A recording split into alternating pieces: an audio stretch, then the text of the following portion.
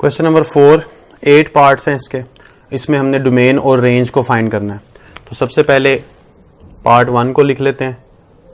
g of x 2x minus 5, ये एक linear function है, तो एक स्ट्रेट लाइन को शो कर रहा होता है लीनियर फंक्शन, और लीनियर फंक्शन है, इसमें आप कोई भी वैल्यू पुट कर लें, कहीं पर भी ये अनडिफाइंड नहीं हो सकता। इसलिए इसकी जो डोमेन होगी वो complete set of real numbers होगी। इसको ऐसे भी लिखा जा सकता है इंटरवल की फॉर्म में, माइनस इन्फिनिटी और इन्फिनिटी के दरमियान में तमाम पॉसिबल नंबर्स जो रियल हों।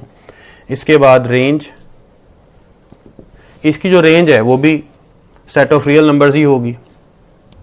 इसको इसी तरह से मेंशन किया जा सकता है, क्योंकि किसी पॉइंट पर ये अनडिफाइंड नहीं है, स्ट्रेट लाइन है जिसकी कोई लिमिट नहीं है, कहां से शुरू होगी कहां से एंड होगी। इसके बाद सेकंड पार्ट में g of x is equal to X square minus 4 है। इसमें रेडिकल साइन आ गया है, तो रेडिकल साइन के अंदर जो भी फंक्शन लिखा होता है, अगर वो नेगेटिव हो जाए तो कॉम्प्लेक्स नंबर बन जाते हैं, रियल नंबर नहीं रहते। इस वजह से नेगेटिव साइन इसके अंदर नहीं आना चाहिए। पूरा फंक्शन जो है वो नेगेटिव नहीं होना चाहिए। वैसे नेगेटिव साइन आ सकता है, मतलब पूरा फंक्शन नेगेटिव ना हो, इसकी वैल्यू नेगेटिव ना हो। इस वजह से जब भी डोमेन फाइंड करनी होती है तो इसे ग्रेटर देन इक्वल टू 0 होना चाहिए। अब ग्रेटर देन इक्वल टू 0 कब होगा? अगर इसके अंदर मैं 2 पुट कर देता हूं तो 0 के बराबर आ जाता है। 2 से कम वैल्यू अगर मैं पुट कर देता हूं, इसमें 1 पुट कर देता हूं, तो 1 पुट करने से ये नेगेटिव आंसर दे रहा है, -4 आंसर दे रहा है, और -4 यहां पे पॉसिबल नहीं। अगर -4 यहां पे आ जाए तो ये कॉम्प्लेक्स नंबर बन जाएगा। इसका मतलब है 2 से छोटा नंबर 1 में पुट नहीं कर सकता। 0 पुट करें तो उससे भी नेगेटिव आ रहा है, -4 बनता है। इसी तरह -1 पुट करें तब भी यही बनता है, लेकिन अगर 2 पुट कर दें माइनस का, फिर 0 बन जाता है। फिर अगर आप 3 पुट कर दें, चाहे पॉजिटिव पुट कर दें चाहे नेगेटिव पुट कर दें, 3 पुट करने से इसका आंसर पॉजिटिव आ रहा है। इसका मतलब है कि 2 और -2 इन दोनों के दरमियान में अगर हम वैल्यू कोई भी लगा देते हैं तो आंसर इसका नेगेटिव बन जाता है, जिसकी वजह से इस स्क्वायर रूट के अंदर एक माइनस का साइन आ जाता है, जो कि मुनासिब नहीं है। इस वजह से इसकी जो डोमेन होगी वो होगी सेट ऑफ रियल नंबर्स -2 से 2 का इंटरवल।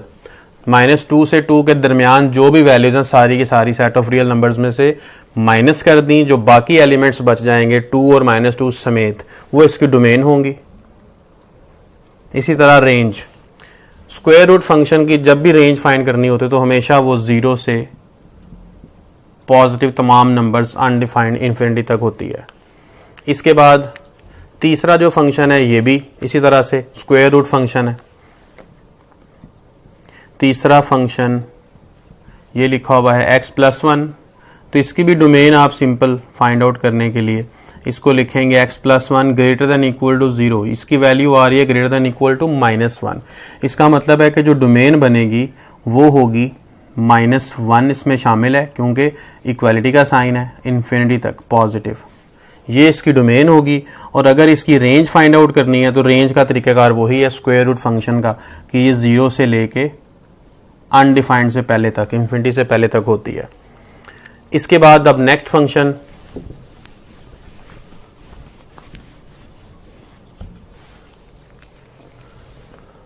फोर्थ पार्ट इसका देख लें।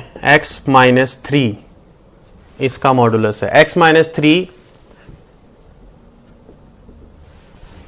मॉड फंक्शन है, इसके अंदर आप नेगेटिव वैल्यू पुट करें या पॉजिटिव वैल्यू पुट करें उससे कोई फर्क नहीं पड़ता, जो रिजल्ट होगा वो कोई ना कोई रियल नंबर होगा।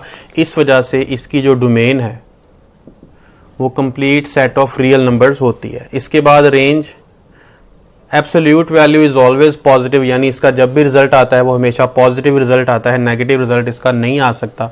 इस वजह से 0 शामिल होगा और इन्फिनिटी से पहले तक के तमाम रियल नंबर इसकी रेंज में आएंगे। इसके बाद पार्ट नंबर 5 है।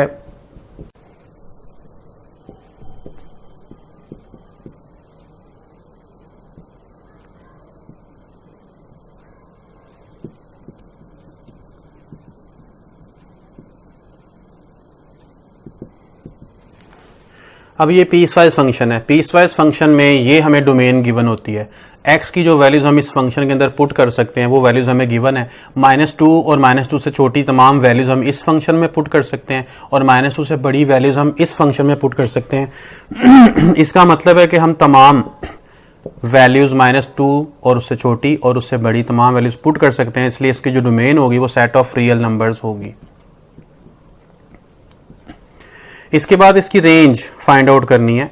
तो रेंज फाइंड आउट करने के लिए हम इसके अंदर वो वैल्यू पुट करेंगे जो हमें एंड पॉइंट गिवन है, जैसे कि यहां -2 गिवन है, तो -2 हम इसमें पुट कर लेते हैं फंक्शन में। 6 इंटू -2 प्लस 7 -12 प्लस 7 5 आ रहा है। इसके बाद हम -2 से छोटी वैल्यू पुट कर सकते हैं। -2 छोटी वैल्यू कौन सी है, हम कोई भी वैल्यू पुट कर लें, -3 पुट कर लें अगर, तो -3 पुट कर लेते हैं, तो 6 इंटू -3 प्लस 7 -18 प्लस 7 -11 आ रही है। 5 आई थी पहले वैल्यू, और इससे अगली जो छोटी वैल्यू हम पुट करनी थी हमने -3, उससे हमारे पास जो वैल्यू आ रही है -11 आ रही है। मतलब अगर रियल नंबर लाइन पे हम चलते हैं तो 5 उसके बाद 11 आता है इस साइड पे -11, यानी इस तरफ की तमाम वैल्यूज 5 से छोटी तमाम वैल्यूज इसके अंदर रिजल्ट में हमें मिल रही हैं। इसके बाद दूसरे फंक्शन की तरफ चलते हैं। दूसरा फंक्शन है 4 - 3x। इस 4 - 3x के अंदर अब हम x - 2 पुट कर देते हैं x की जगह पर, तो कितना आएगा 4 प्लस 6, ये आंसर आ रहा है 10। और -2 के बाद इसमें लिखा हुआ -2 से बड़ी वैल्यूज, -2 से बड़ी वैल्यू कौन सी है, -1 पुट कर लेते हैं या 0 भी पुट कर लेते हैं तो 0 पुट कर लेते हैं, ज्यादा इजी है। 0 पुट कर लिया तो हमारे पास आंसर आ रहा है 4। इसका मतलब है आंसर 10 से स्टार्ट हुआ और 10 से 4 की तरफ जा रहा है। अगर इसको भी रियल नंबर लाइन पे हम शो करते हैं तो 10 इस तरफ है और 4 इस तरफ है, तो वैल्यूज 10 से छोटी आ रही हैं इसका मतलब होगा कि ये वाला जो पीस है फंक्शन का, इसमें अगर हम -2 से बड़ी वैल्यूज को पुट करते जा रहे हैं तो हमारे पास जो रिजल्ट आएगा वो इस तरह से आ रहा है कि 10 उसके बाद 4। मजीद एक वैल्यू पुट करके चेक कर लेते हैं, इससे बड़ी वैल्यू 1 पुट कर लेते हैं अगर, तो 4 - 3 कितना आ जाएगा 1। तो यहां से हमें क्लियर है 10, 4 और उसके बाद 1, यानी इस तरफ को ही ये वैल्यूज हमें देता जा रहा है। 10 से लेस तमाम वैल्यूज हमें मिल रही हैं, जबकि ये वाला जो पीस था इसमें गिवन वैल्यूज हमने पुट करना शुरू की तो हमारे पास वैल्यूज इस तरह से आई थी 5 से लेस। अब इन दोनों को कंबाइन करके हमारे पास इस पूरे फंक्शन की रेंज आएगी। दोबारा से मैं इसको यहां पे लिखता हूं, 5 से छोटी तमाम वैल्यूज हमें मिल गई थी इस पीस से, और इस फंक्शन का जो दूसरा पीस है इसे हमें मिली थी 10 और इससे तमाम छोटी वैल्यूज। इसका मतलब ये हुआ कि इनको अगर हम कंबाइन करते हैं तो 10 से बड़ी वैल्यूज इस फंक्शन के अंदर आंसर में नहीं मिल सकती, इसलिए 10 से लेस वाली साइड पर तमाम वैल्यूज नेगेटिव साइड पे हमें मिल सकती हैं। तो इसकी रेंज को हम फिर किस तरह से बयान करेंगे, फिर इस फंक्शन की जो रेंज होगी उसे हम लिख देंगे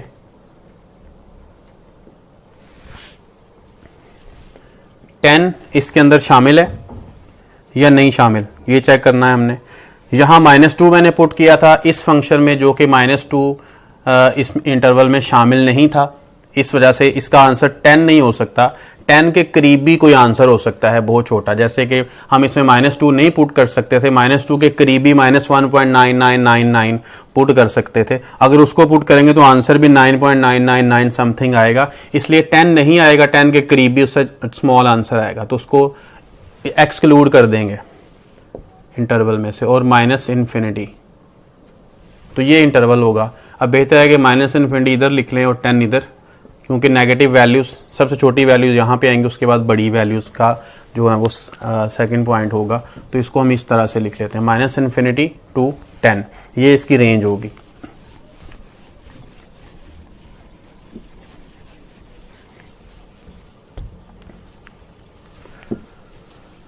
इसके बाद नेक्स्ट है पार्ट नंबर 6, इसको देख लेते हैं। g ऑफ x, x -1 और 2x + 1 x < 3 के लिए ये पीस वाइज फंक्शन का ये वाला पार्ट है, और 3 < = x के लिए इसका दूसरा पार्ट 2x + 1 है। यहां से भी क्लियर है हमें कि 3 से छोटी वैल्यू भी पुट हो सकती हैं, 3 भी और उससे बड़ी भी। इस वजह से इसकी जो डोमेन है वो सेट ऑफ रियल नंबर्स है। अब रेंज फाइंड करने के लिए फिर वही मेथड है कि हम इसमें 3 पुट करके देख लेते हैं। पहले आप इसमें x की जगह पे 3 पुट करके देखेंगे तो 3 - 1 इसका रिजल्ट आ जाएगा 2। ये पहले फंक्शन में मैंने पुट किया। पहले फंक्शन में मजीद इसकी कोई वैल्यू पुट कर लेते हैं, x इक्वल टू 2 पुट कर लेते हैं। 2 पुट करने से 1 आंसर आ रहा है। तो रियल नंबर लाइन पे इसको हम चेक कर लेते हैं कि रिजल्ट्स हमें किस तरह से मिल रहे हैं। जब 3 पुट किया तो आंसर 2 आया, जब नेक्स्ट नंबर पुट किया तो आंसर 1 आया, जब नेक्स्ट पुट करेंगे तो और छोटा नंबर आता जाएगा। इसका मतलब है 2 से नेगेटिव साइड पर, यानी 2 से इन्फिनिटी ये इंटरवल बनेगा। 3 इसमें शामिल नहीं था लेकिन हमने पुट किया, इसलिए इसका जो रिजल्ट 2 आया था वो भी इंटरवल में शामिल नहीं करेंगे। अब दूसरे फंक्शन में वैल्यूज पुट कर लेते हैं। 3 पुट करते हैं पहले। 2 × 3 + 1 कितना हो जाएगा, ये 7 आ जाएगा। मैंने 3 पुट किया था। अब 3 से बड़ी वैल्यू कोई पुट करनी है। 4 पुट कर लेते हैं। 4 पुट करेंगे तो 9 आ जाएगा। 7 उसके बाद 9। इसको भी रियल नंबर लाइन पे अगर हम शो करें तो 7 उसके बाद 9, यानी जो रिजल्ट है वो इस तरफ को प्रोड्यूस हो रहा है। मजीद 5 पुट करेंगे, मजीद रिजल्ट बड़ा आता जाएगा, तो आंसर पॉजिटिव साइड पे जा रहे हैं। तो इसका जो इंटरवल बनता है वो 7 से इन्फिनिटी से पहले तक। इसमें 7 इंक्लूड होगा। उसकी रीजन ये है कि यहाँ पे 3 के साथ इक्वल का साइन है। 3 हम इसमें पुट कर सकते हैं, इसलिए इसकी मिनिमम वैल्यू ही 3 थी, तो जो रिजल्ट आया वो मिनिमम 7 ही हो सकता है एग्जैक्टली, इसलिए 7 से इन्फिनिटी। तो ये 2 इंटरवल हमारे पास आ रहे हैं। इन दोनों इंटरवल्स को कंबाइन करके अगर हम लिख देते हैं तो ये रिजल्ट आ जाएगा। तो 2 ये नेगेटिव इन्फिनिटी होगी, क्योंकि 2 से नेगेटिव इन्फिनिटी मैंने यहाँ पे पॉजिटिव लिखा हुआ है, तो 2 से नेगेटिव इन्फिनिटी, इसलिए मैं यहाँ पे लिखूंगा नेगेटिव इन्फिनिटी से 2, इसके दरमियान यूनियन, दूसरा इंटरवल ये वाला है 7 to इन्फिनिटी। तो ये इसकी रेंज होगी। इसके बाद पार्ट नंबर 7 है।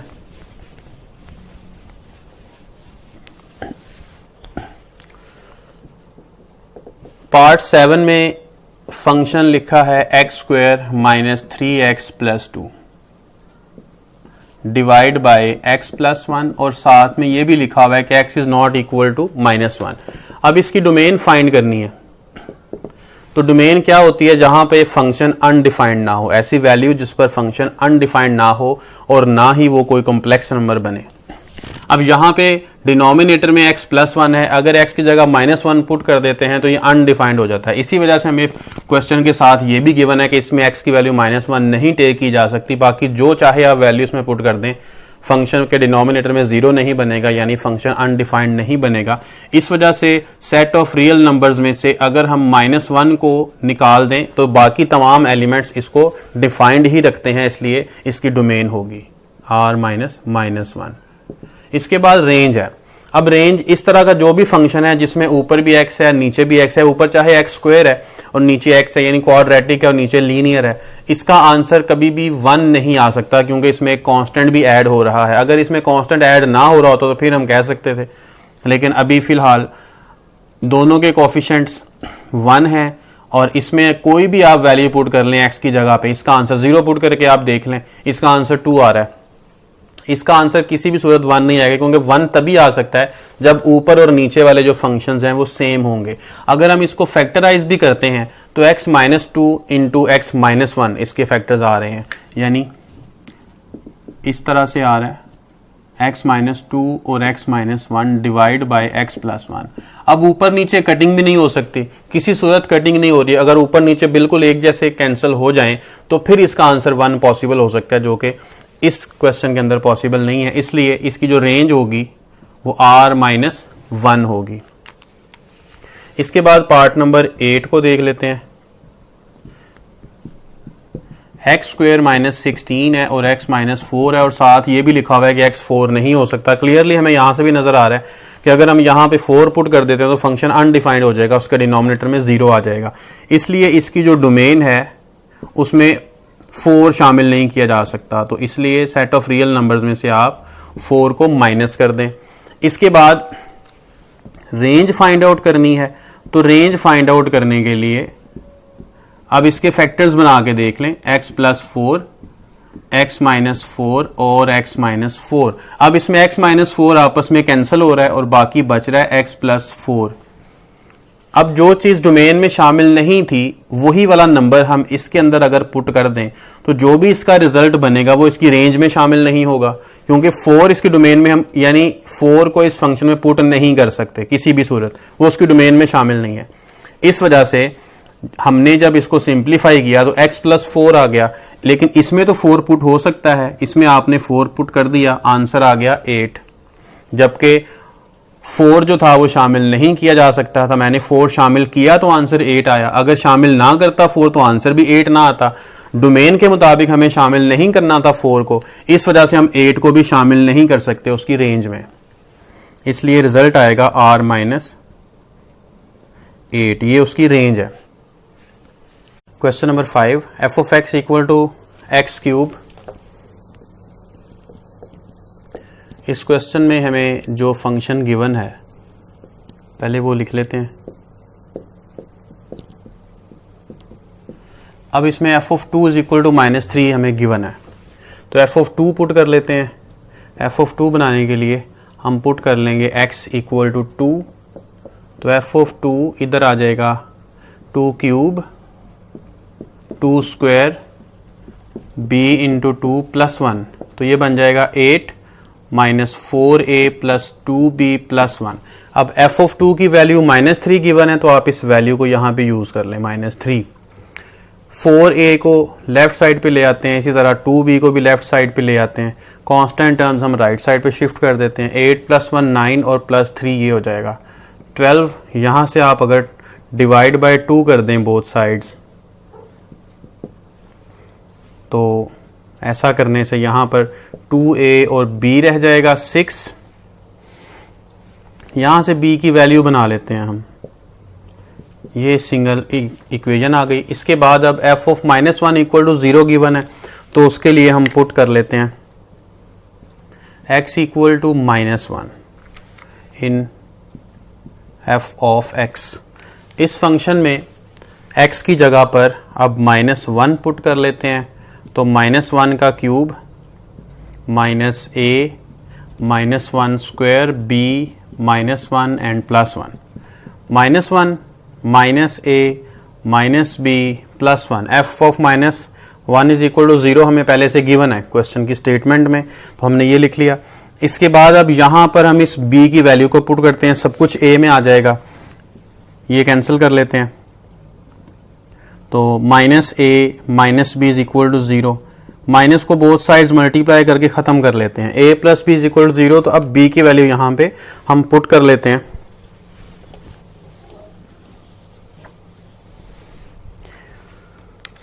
यूजिंग इक्वेशन नंबर 1, इसमें इक्वेशन 1 को यूज कर लेते हैं, तो a एज इट इज रहेगा, b की वैल्यू है 2a माइनस 6 इक्वल टू 0, तो ये बन जाएगा 3a minus 6 equal to 0, a is equal to 6/3, a की वैल्यू 2 बन गई। इस वैल्यू को जब यहां पुट कर देंगे इक्वेशन नंबर 2 में, तो यहां से हमें b की वैल्यू मिल जाएगी, इसे 2 में पुट कर दिया, तो 2 plus b is equal to 0, b equal to -2, तो b इज इक्वल टू -2 और a इज इक्वल टू इसका रिजल्ट है जो रिक्वायर्ड थे।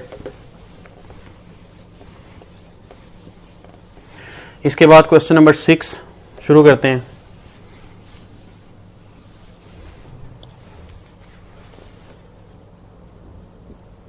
क्वेश्चन नंबर 6 में लिखा, stone falls from a height of 60 metre on the ground, the height h after x second is approximately given by h of x equal to 40 minus 10x square.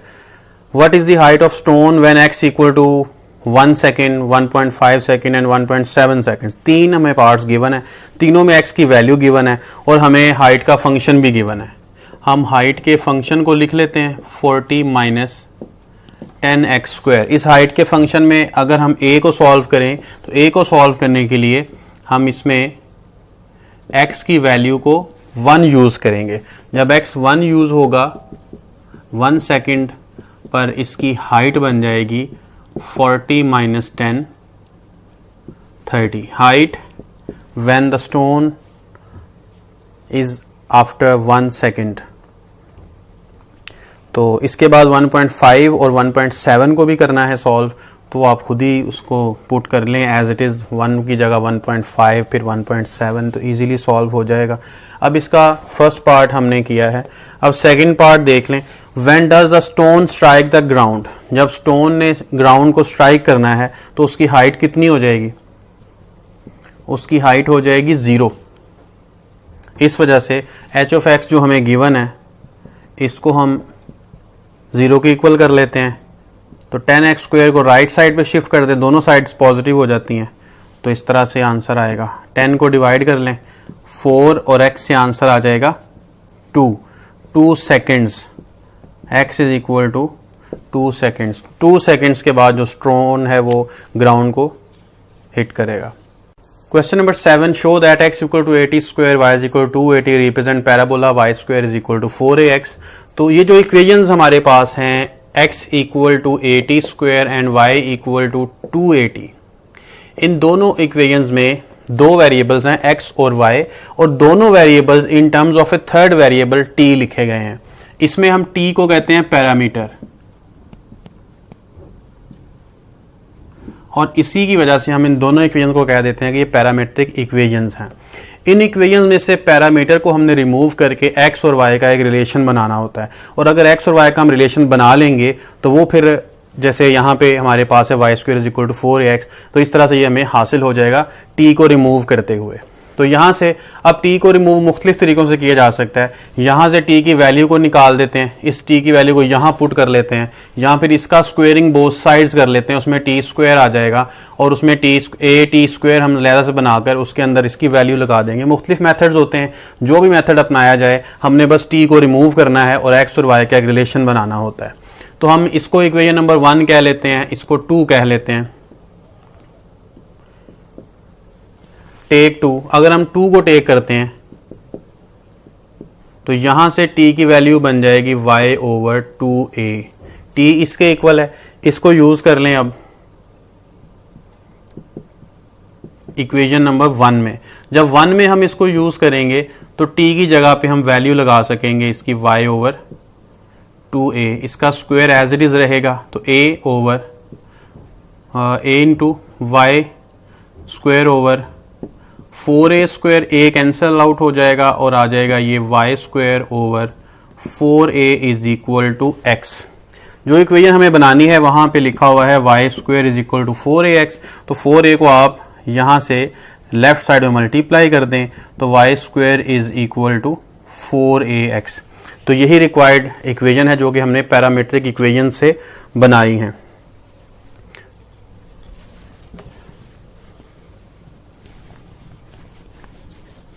इसके बाद इसका second part देख लेते हैं। Second part में भी हमें parametric equations given है, a cos theta and y is equal to b sine theta, और इसमें जो पैरामीटर है वो थीटा है। x को भी इन टर्म्स ऑफ थीटा लिखा हुआ है, y को भी इन टर्म्स ऑफ थीटा लिखा हुआ है, इस वजह से हमें थीटा यहां से रिमूव करना है और x और y का एक रिलेशन बनाना है और वो एलिप्स बन जाएगा।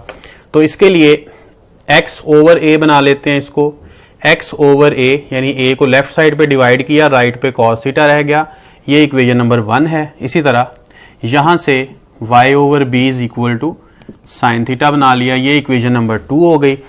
अगर इन दोनों के स्क्वायर्स कर लें और ऐड कर लें तो cos square plus sine square बन जाएगा और थीटा इसमें से रिमूव हो जाएगा। इस वजह से हम यहां पर स्क्वेयरिंग करते हैं एंड एडिंग कर लेते हैं 1 एंड 2। तो x² ओवर a² इसकी लेफ्ट साइड, इसी तरह इसकी लेफ्ट साइड का भी स्क्वायर कर लें, दोनों की लेफ्ट साइड के स्क्वायर करके आपस में ऐड कर दिए।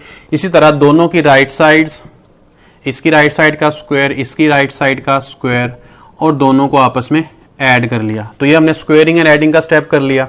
अब x² over a² plus y² over b², cos square plus sine square 1 हो गया, इस तरह से थीटा इसमें से रिमूव हो गया। तो यही रिक्वायर्ड इक्वेशन थी। इसके बाद अब थर्ड पार्ट है। थर्ड पार्ट में हमें जो पैरामीट्रिक इक्वेशंस गिवन है उनमें आप इसी मेथड से x ओवर a कर लेंगे, इसे 1 कह लेंगे, और दूसरी है इसे y over b is equal to tan करके इसे इक्वेशन नंबर 2 कह देंगे। फिर आप स्क्वेयरिंग एंड सब्ट्रैक्टिंग करेंगे। उसकी वजह क्या है कि secant square minus tan square is equal to 1। इस तरह से करने से इसमें से थीटा रिमूव हो जाएगा और रिक्वायर्ड इक्वेशन आ जाएगी। दूसरा, अगर फॉर्मूला ना भी याद हो तो हम इस इक्वेशन को देखते हुए इसका अंदाजा लगा सकते हैं कि हमने क्या करना है। x और a दोनों का स्क्वायर है, इसी तरह y और b दोनों का स्क्वायर है और दरमियान में माइनस है, तो आप स्क्वायरिंग एंड सब्ट्रैक्टिंग कर लें।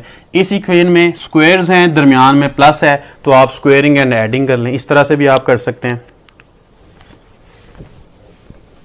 तो इसका part number 3 as a practice आप सॉल्व कर लें।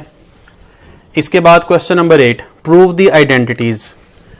क्वेश्चन नंबर 8 का जो फर्स्ट पार्ट है इसमें लिखा हुआ है साइन हाइपरबोलिक ऑफ 2x। इसमें एंगल 2x दिया जा रहा है, sine hyperbolic of x, cos hyperbolic of x। तो हाइपरबोलिक फंक्शन है ये ट्रिग्नोमेट्री के। इसमें हमें क्या करना है, इसमें इस स्टेटमेंट को प्रूव करने के लिए हम राइट हैंड साइड टेक कर लेते हैं, 2 sine hyperbolic of x cos hyperbolic of x। Sine hyperbolic of x का हम फॉर्मूला लिख देंगे यहां पर ex माइनस ई पावर माइनस एक्स ओवर 2। जो भी एंगल होता है वही e के ऊपर आएगा। अगर यहां पे 2x होता तो e के ऊपर भी 2x हम लिखते और माइनस 2x लिख देते। कॉज हाइपरबोलिक x में यहां पर सिर्फ प्लस का निशान आ जाता है, बाकी साइन और कॉज का फॉर्मूला हाइपरबोलिक का बिल्कुल एक जैसा है। इसके बाद ये वाले 2 आप आपस में कैंसिल कर लें, तो यहां से 2 खत्म हो जाएगा और जो ऊपर वाले हैं न्यूमरेटर में ये आपस में मल्टीप्लाई हो रहे हैं, बिल्कुल एक जैसे हैं, a minus B into A plus B. तो ये क्या बन जाएगा, a square minus B square और नीचे डिनोमिनेटर में 2 रह जाएगा। इसे हम लिख सकते हैं e power 2x e power minus 2x over 2। जब e की पावर में x और e की पावर में माइनस x था तो ये फॉर्मूला साइन हाइपरबोलिक x का था। जब e की पावर में 2x और माइनस 2x आ जाएंगे तो फॉर्मूला फिर भी साइन का, क्योंकि माइनस है, अगर प्लस होता तो कॉस का बन जाता। तो साइन हाइपरबोलिक का रहेगा, लेकिन एंगल इसके अंदर x की बजाय अब 2x आ जाएगा और यही लेफ्ट हैंड साइड है। तो राइट हैंड साइड से हमने लेफ्ट हैंड साइड बना दी। इस तरह से ये आइडेंटिटी प्रूव हो गई। इसके बाद अब इसका सेकंड पार्ट सॉल्व करते हैं। इसका सेकंड पार्ट है secant hyperbolic square. Secant hyperbolic square is equal to 1 minus tan hyperbolic square x। इसको प्रूव करने के लिए हम इसकी राइट हैंड साइड को टेक कर लेते हैं, 1 minus tan hyperbolic square x। अब इसमें tan का फॉर्मूला अप्लाई होगा हाइपरबोलिक वाला, अगर वो याद ना हो तो साइन और कॉस का याद है, साइन ओवर कॉस कर लेंगे तो tan बन जाता है। इस वजह से साइन का जो फॉर्मूला था उसमें माइनस है दरमियान में, कॉस का जो फॉर्मूला है उसमें प्लस है दरमियान में। ये लगा दिया, डिवाइड बाय 2 दोनों में था, वो डिनोमिनेटर आपस में कैंसिल हो जाएंगे और इसके ऊपर स्क्वायर भी है इसलिए हमने स्क्वायर भी लगा दिया। इसके बाद अब इसका जो स्क्वायर है न्यूमरेटर में सेपरेट कर लेते हैं और डिनोमिनेटर में जो स्क्वायर है यानी पावर माइनस पावर 2 इसको हमने सेपरेट कर लिया। इसके बाद अब एलसीएम टेक करते हैं। जब एलसीएम टेक करना है तो इसके डिनोमिनेटर में 1 लिखे होने की वजह से इसका जो एलसीएम है वो डायरेक्ट इससे मल्टीप्लाई होगा।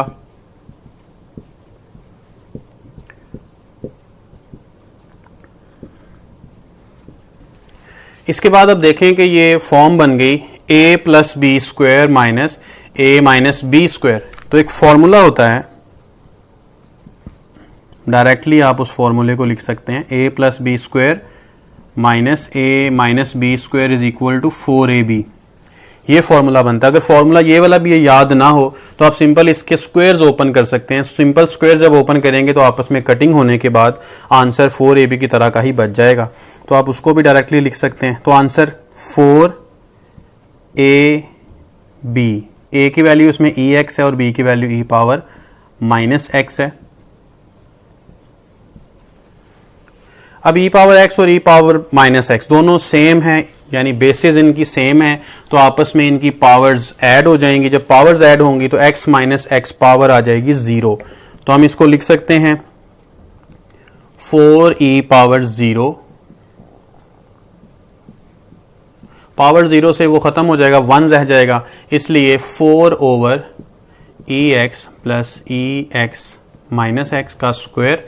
अगर इसको 2 लिख लें और जो नीचे वाला स्क्वायर है इसको होल स्क्वायर में कन्वर्ट कर लें, क्योंकि 4 को भी 2 का स्क्वायर लिखा जा सकता है।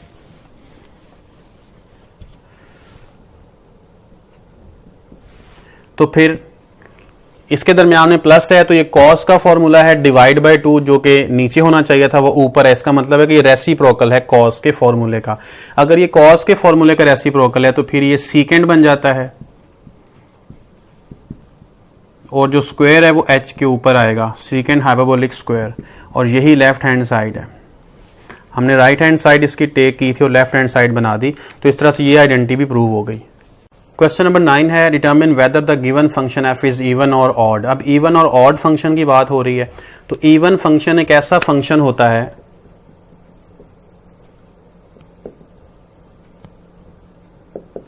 कि जिसमें आप एफ ऑफ एक्स है, इसमें आप रिप्लेसमेंट करते हैं एक्स की जगह माइनस एक्स, तो रिप्लेसमेंट करने से आंसर में कोई फर्क नहीं आता, function as it is F of X और एफ ऑफ माइनस एक्स आपस में इक्वल ही रहते हैं।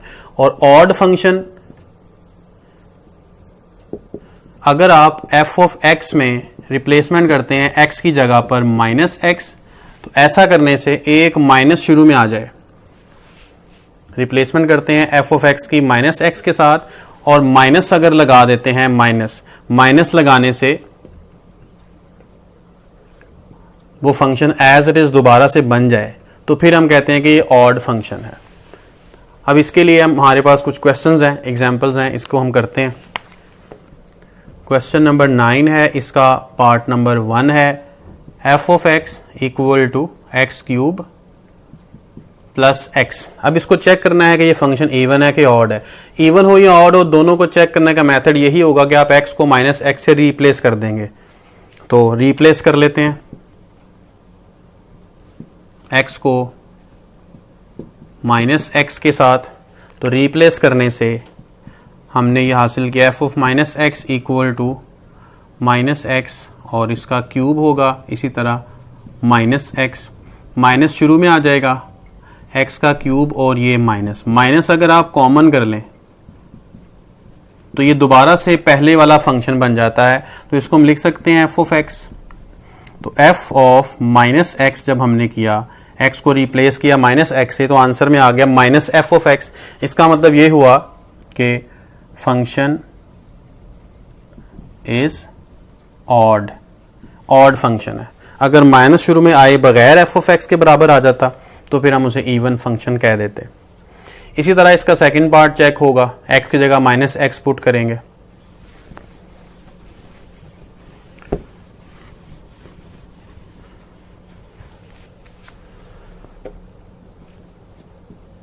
एफ ऑफ एक्स गिवन है एक्स प्लस 2 स्क्वायर है।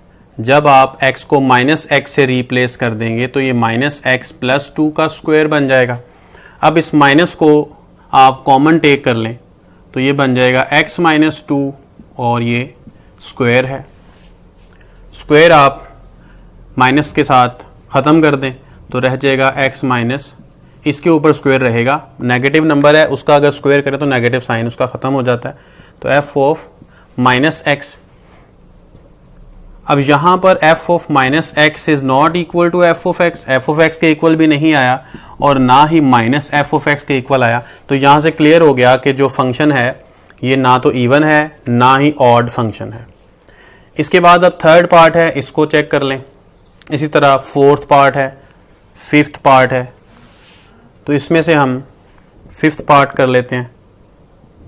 f of x x power 2/3 plus 6, इसमें f ऑफ माइनस एक्स जब करेंगे तो माइनस एक्स की पावर आ जाएगी 2/3 प्लस 6।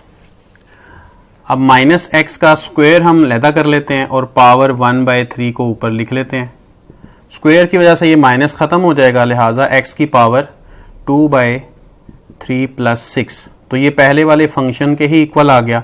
तो f of minus x equal to f of x आ गया, इसलिए जो फंक्शन है वो इवन फंक्शन है। इसके बाद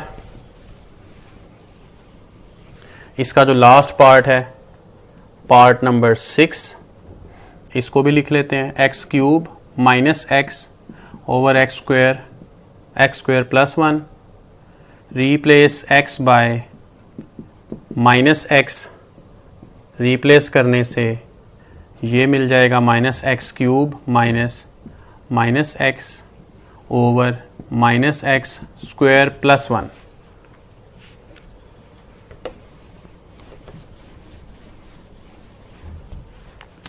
तो ये बन जाएगा minus x cube plus x square plus 1।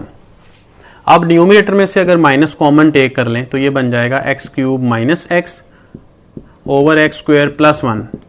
अब ये वाला जो फंक्शन हमारे पास आ गया ये एफ ऑफ एक्स ही है, इसलिए इसकी जगह एफ ऑफ एक्स लिख लेते हैं। F of minus x equal to minus F of X, so the function is odd function. एक स्क्वायर रूट वाला भी है, इसको भी हम कर लेते हैं।